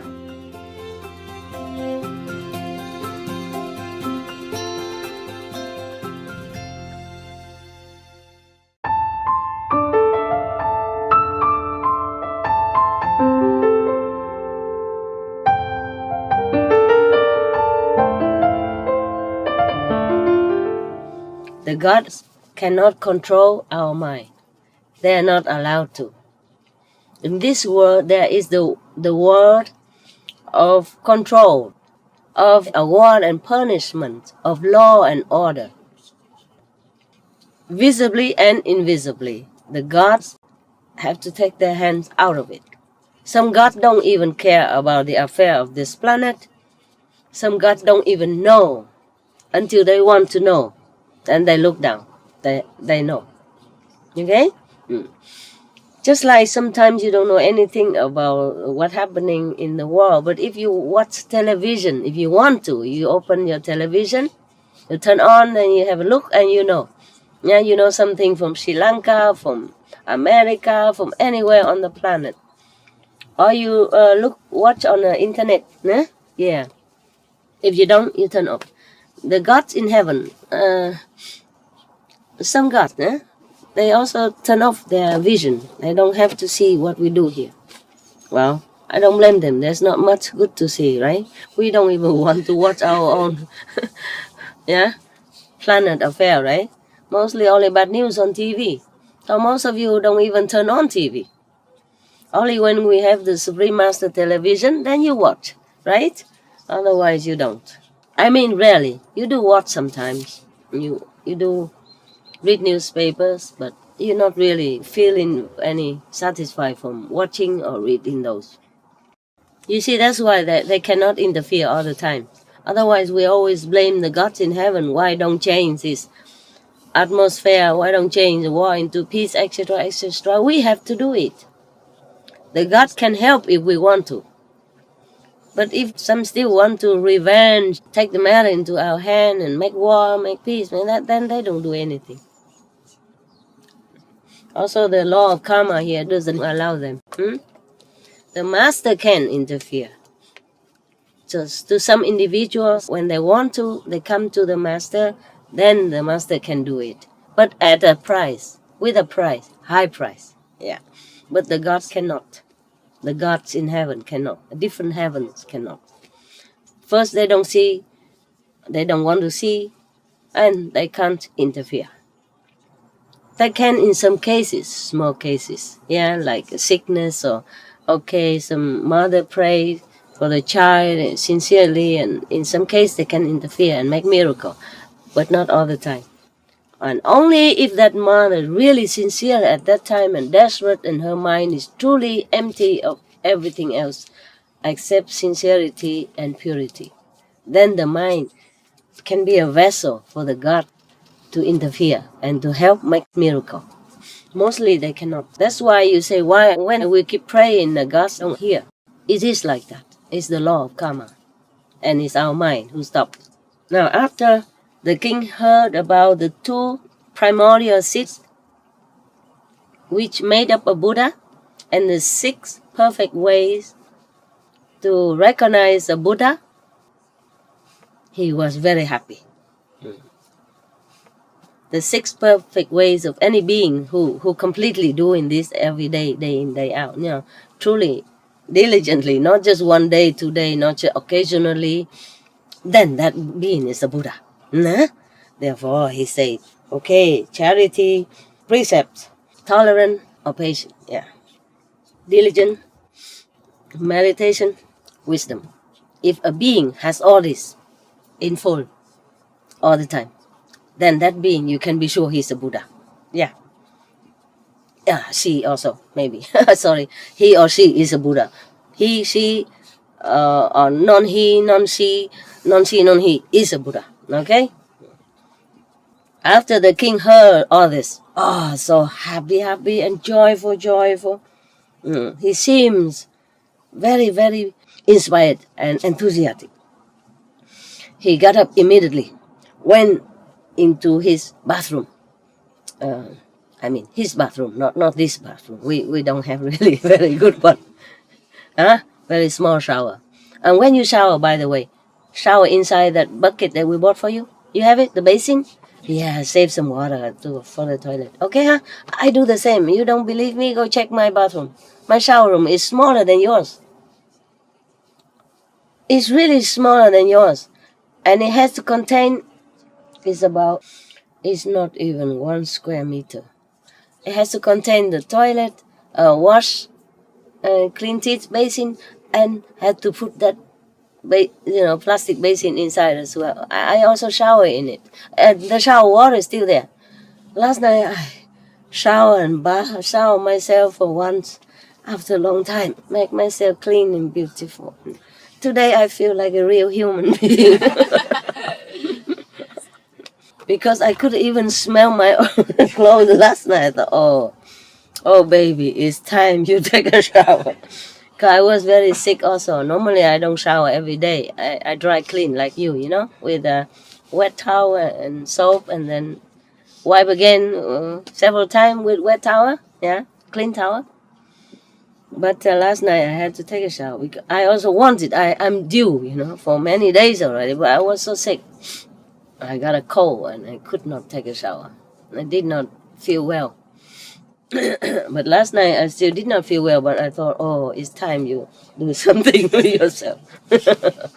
So today I feel really good. That's why we had such a good assembly today. Good mood. Water does help, huh? So he went into his royal bathroom, took a good bath, good shower, cleaned himself inside out, changed into new royal outfit, wearing a new hat, clean hat, and very properly went out,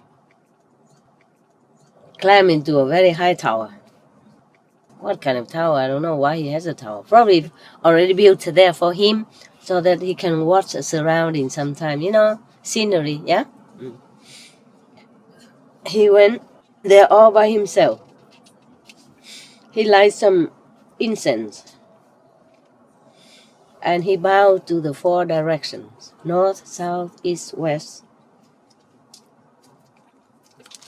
And he made an oath. He made an oath to heaven and earth. Thus, from now on, I vow to treat all beings with great compassion, equally, he said. And then he recited a poem. Pray that this merit be transferred to Buddhahood, my Buddhahood in the future. If I will become a Buddha, I will control my mind. I will be able to control my mind and appease all beings. It means make peace in their minds. Yeah. If any one being is still lingering in the non-interrupted hell, even if I have to spend 1 aeon doing merit to help that person and to rescue him from suffering, I will go there to stay 1 aeon instead of him, if I can help him, if I can help this person in hell. I will not ever leave my Buddha heart. That's what he vowed. Okay. After he makes such an oath, 6 directions tremble, shaking. The whole heaven and earth continue trembling. And then in the empty space, in empty sky, there is music. Yeah, it's music. And many of the heavenly beings playing musical instruments, singing, and praising the king. Your noble, high oath, high vow will be realized very soon. And when that happens, please save us first in that pure assembly. Even heavenly beings ask the Buddha to save them, you see, because they're not liberated beings. They are born in heaven due to their good merit and charity or whatever they have done good in the former life. But their lives, their time in heaven is limited. They cannot stay in heaven forever. They cannot enjoy that blessing forever. When their merit runs out, they will have to be reborn again in lower level or human life or animal's life even. Therefore they asked the Buddha, the king, great light at that time, when you become Buddha, please save us first. Because they were the first who heard the Buddha's vows. No human being, no other being heard him at that time. He went very high, did it all by himself alone. And with the incense and all that, that means he was talking to heaven. No? And he didn't know heaven would hear him, but they did. And they say that please save us when you become Buddha. And soon. Don't know how soon at that time. Okay. Now the Buddha reminded all the monks thus. All bhikkhu, you should know. Bhikkhu means monks, yeah? All bhikkhu here, you should know. The elephant that were forced to swallow the 7 burning iron pellets at that time is Bhikkhu Nanda now. The elephant caretaker at that time is Sariputra now. And the King Great Light at that time was one of my incarnations. When I saw the caretaker control the movement, the action of the elephant, I have been inspired to seek Buddhahood. During the time of the controlling of the elephant, I was inspired to seek Buddhahood. In that assembly, everybody heard how the Buddha has vowed to seek Buddhahood in the beginning, in the first time he ever did that. I mean, in that period of time, everybody was very joyful. And then many people attained higher level of consciousness in that assembly. Some people also aspire to seek Buddhahood also. Everybody was very impressed, respectful, and then they bowed to the Buddha and left. Okay, now there is a comment here. It says that the king, great light, because of one small affinity, aspired to seek Buddhahood, because he was inside. He has already his courage and some wisdom and diligence. If someone else who is lazy and sluggish, even if they saw that, or even greater affinity, greater reason, they would even not do anything. They would not be inspired to do anything great in their life, just wasting their human existence. And then maybe another existence, and another existence, and another existence, forever transmigrate in the cycle of life, death, and suffering. They say that, the comment also say that we should reduce or cut off our greed, our sensual desire, indulgence in physical pleasure. And we have to turn our life into the way of moral conduct, of enlightenment, of noble aspiration, so that we will be liberated and we can liberate others, like the Buddha does. End the story. Thank you for listening.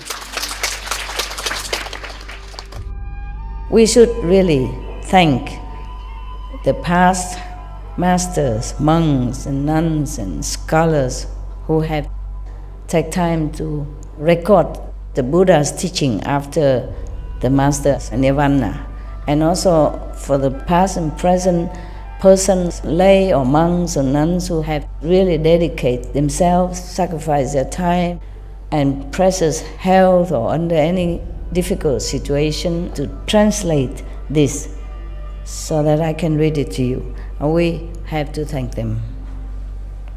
And may they be blessed forever by all the Buddhas, past, present, and future.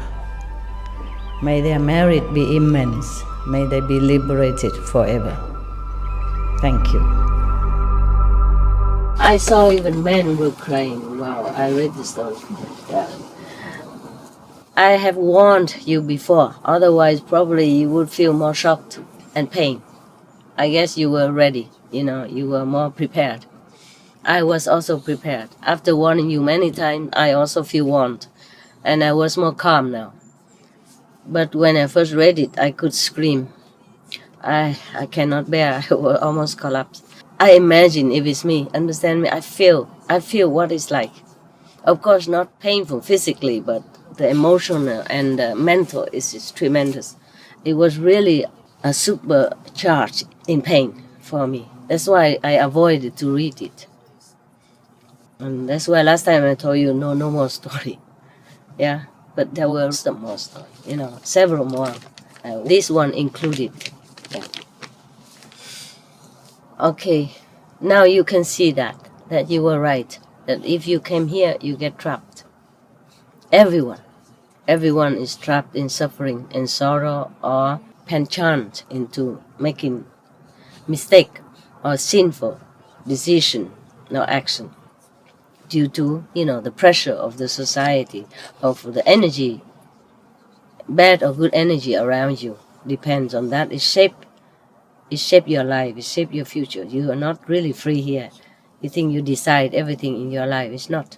You are a composite of karma, bad or good, of society pressure, of the impression is made on you, around you, or since your childhood, and of your contaminated mind. That is the problem. We are not free. But after initiation, you're free of a great burden already. It's just some karma left for you to live on, to interact with this world. Because it's no karma, then you have to go. You have to die, okay?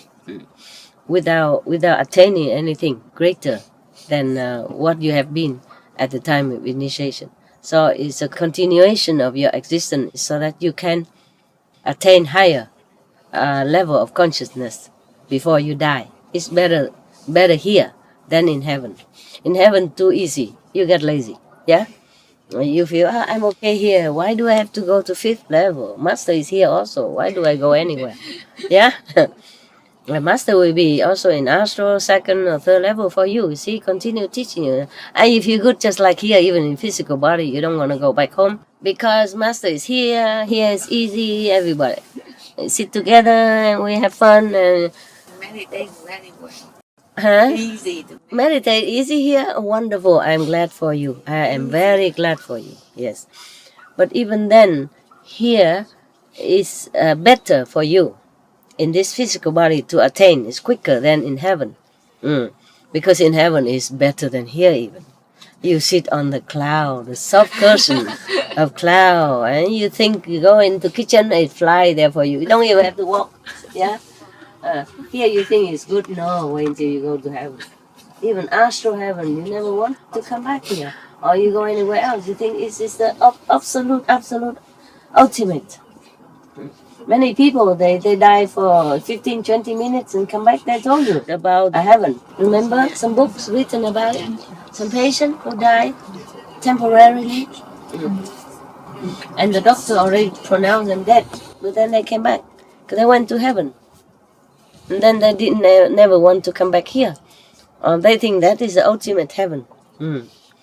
Because they would see Jesus or Buddha came and greet them, you know. Yes, the masters are everywhere. Can assume any form that you believe in so that you're more familiar with. Understand? And they feel tremendous love from that being.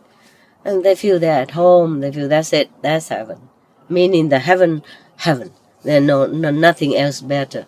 Yeah, that is like that. Therefore, in heaven, it's less easy to meditate. Less motivated. Yeah? Because you have nothing else to do. You enjoy all the time. Why sit? You know, why meditate? What for? It's wonderful here, isn't it? You know? Here easy to meditate, huh? Why is that? It's easier here or SMC or it's the same? It's easy to, when we go see master, and then easy to meditate. Just sit down and gone. I don't know where I'm going.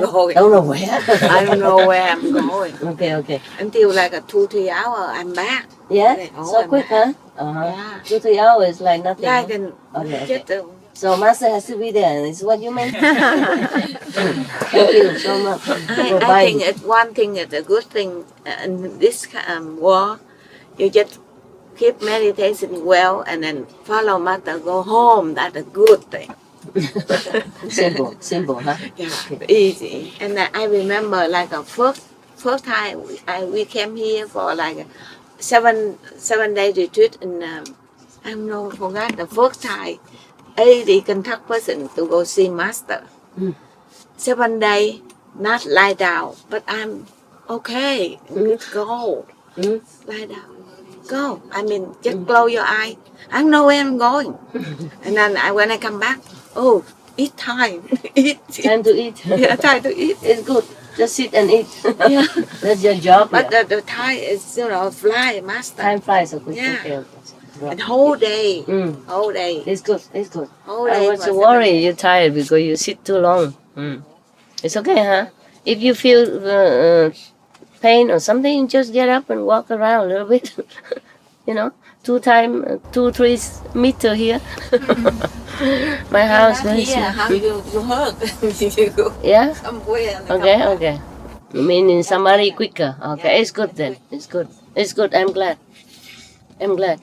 I'm glad.